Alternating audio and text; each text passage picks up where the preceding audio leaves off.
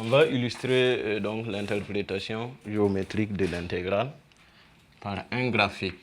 Donc je suppose que on est dans un repère orthogonal et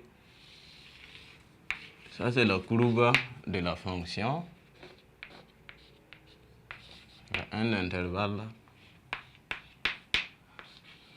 AB. On a dit que si elle est positive, donc si la fonction est positive, sa courbe se trouve au-dessus donc de l'axe des abscisses. Donc qu'est-ce que ça veut dire? Voyez, le domaine délimité par la courbe là des abscisses et ses deux droites. Donc quand je calcule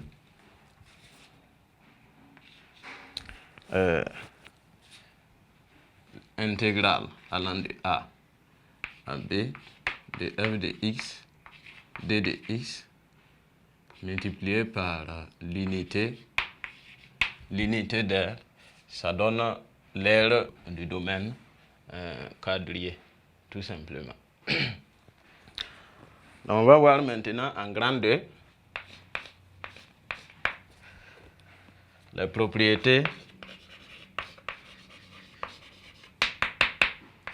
de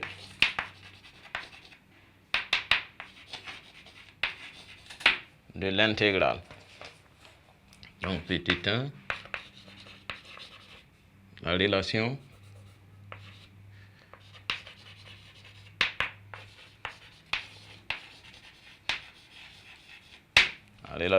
donc de chasse. Et qu'est-ce que cette propriété dit?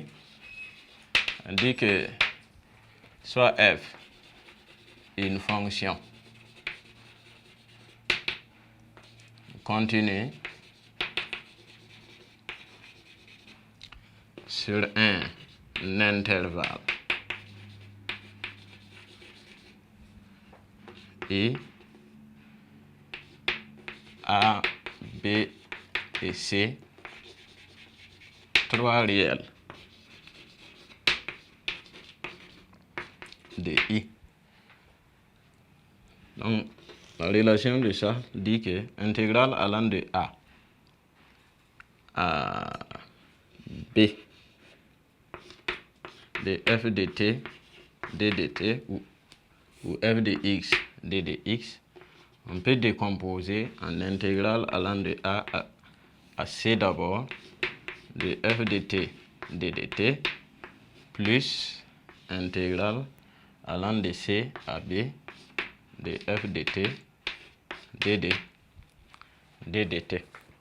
Donc ici, vous remarquerez que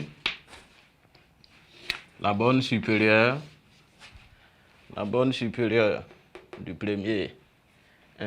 de la première intégrale correspond à la borne inférieure donc de la deuxième intégrale.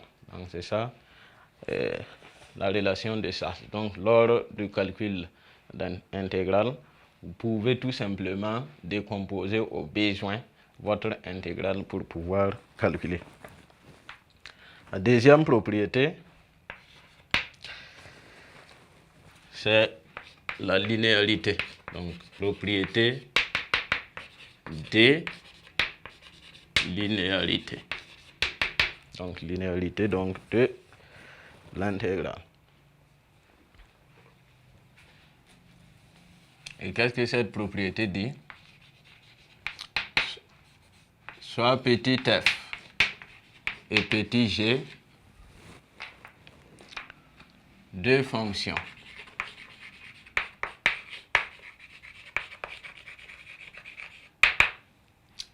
continues sur un intervalle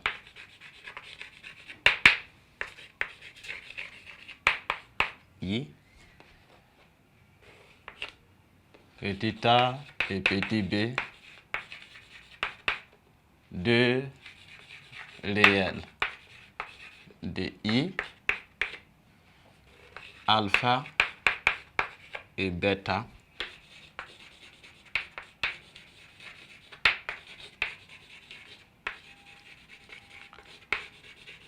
deux réels quelconques. On a intégrale allant de A à B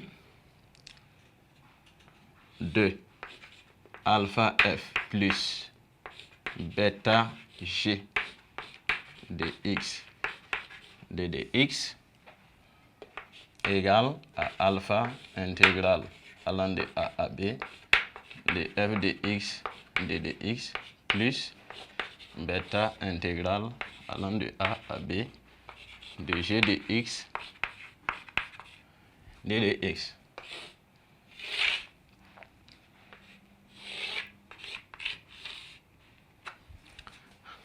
Voici donc la propriété de la linéarité de l'intégrale qui peut être décomposée en deux propriétés si on veut. Donc la première dit que, par exemple, l'intégrale d'une somme, c'est la somme des intégrales. Et la deuxième propriété dit que l'intégrale d'un réel multiplié par une fonction.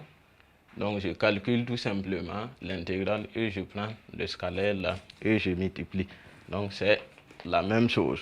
Donc au besoin également, on pourra donc utiliser la propriété de linéarité de l'intégrale pour calculer. Donc voyons maintenant la troisième propriété qui est intégrale et inégalité.